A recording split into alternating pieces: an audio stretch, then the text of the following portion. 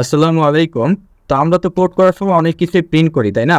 But কেমন হয় যদি আজকের এই ভিডিওতে আমরা দেখাই যে কিভাবে এই কোডের মাধ্যমে এই কোডের সোর্স কোডটাই প্রিন্ট করতে হয়। তো চলো শুরু করি। তো এই কাজটা করার জন্য আপনি যা করবেন, প্রথমে দেখবেন যে এই কোডটা কোন জায়গায় আছে। তো প্রিন্ট কোড ডট পাই আমার এই কোডের নাম। তো দেখলাম যে এটা আমার এখানে আছে, যে প্রিন্ট কোড ডট পাই। তো আমার প্রথম কাজ হচ্ছে এটাকে এই যে ফোল্ডারটা আছে, মানে লোকেশনটা আছে, সেটাকে আমি কপি করব। তারপর আমি আবার কোডে ফেরত আসলাম, লোকেশন নামের একটা ভেরিয়েবল খুললাম, অ্যান্ড এখানে আমি পেস্ট করে দেব আমার যে লোকেশন আছে সেটা। তারপর আমি যেই নামে কোডটা খুলেছি প্রিন্ট কোড ডট পাই, সেটাকেও এখানে লিখে দিব। অ্যান্ড অবশ্যই আপনি এখানে এক্সটেনশন দিবেন ডট পাই। এখানে আরেকটা কথা আছে, এখানে সিঙ্গেল স্ল্যাশ দেওয়া যাবে না, ডাবল স্ল্যাশ দিতে হবে।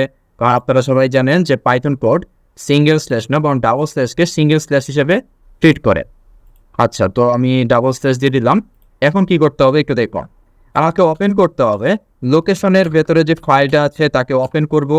ওপেন করে আমি রিড মোডে রাখবো, তাই না? কারণ আমি তো এই ফাইলটাকে রিড করতে চাই।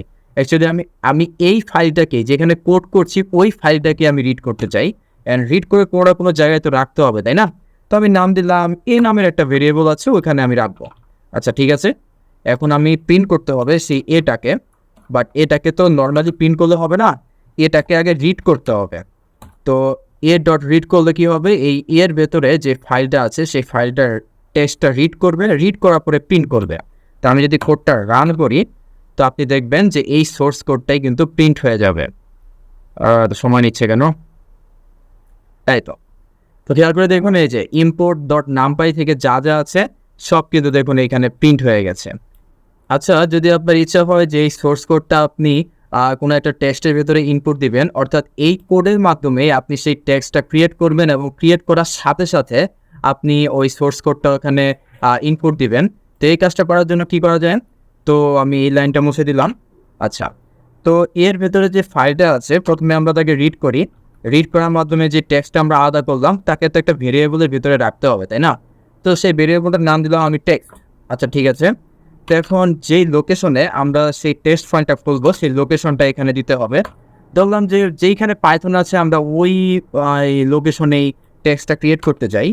আচ্ছা, তো এই লোকেশনটা আমরা এখানে দিয়ে দিলাম, কিন্তু প্রিন্ট কোড ডট পাই না, আমরা অন্য একটা নামে ধরলাম, কি নাম দেওয়া যায়, ধরলাম source code dot TXT.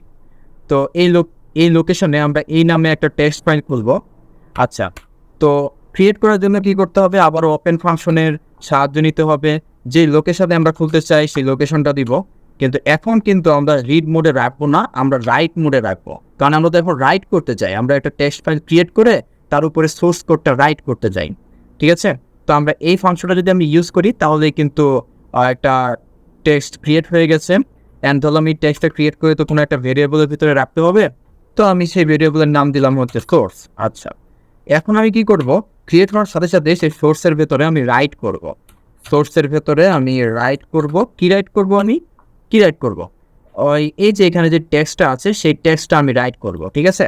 So TXT. তো দেখুন আমি যদি এই কোডটা রান করি, আচ্ছা কোডটা রান হয়ে গেল। এখন আমি এই ফোল্ডারে যাই।